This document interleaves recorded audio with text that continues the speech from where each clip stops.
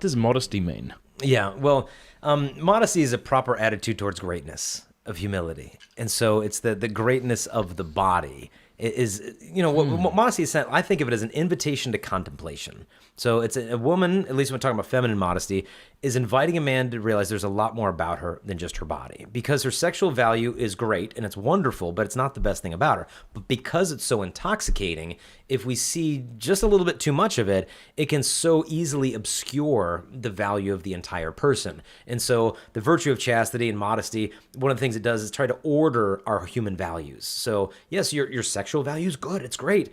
But your value as a human person is a greater good. And what lust is when the sexual value of the person supersedes their personal value. That's the best thing you have to offer, your sensual value. And so modesty helps to put these things in proper order. And so long as we blame the body as the problem, we're missing where the real issue is, which is the brokenness in my human heart that I don't even know how to look at a human body without nothing but lustful thoughts. And so what modesty does is said that in order for women to understand modesty, they need insight into male psychology of just understanding how easily, a man can start thinking sensual thoughts if he sees a little too much.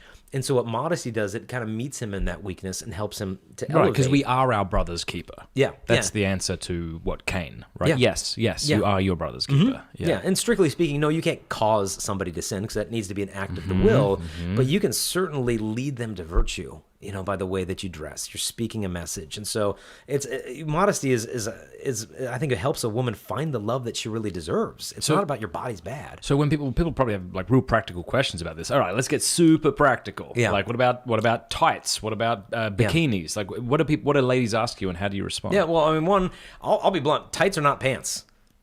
Tights are bare skin in a different color. True. And your butt is not a billboard. Yeah. And I don't need to see that much. In other words, you don't want writing on the back of it. Yeah. Yep. And so, like, if you want to wear tights or something, at least layer, of wear something longer over top or whatever. People are like, oh, but it's so hot, this, that. It's like, you know what? Yeah, I mean, the fashions are going in this direction, but like a bikini, I mean, I often like to talk about how the origins of this whole thing came. Whereas the guy, Louis Réard, was a French automotive engineer who invented the bikini. He actually worked in his mom's lingerie business.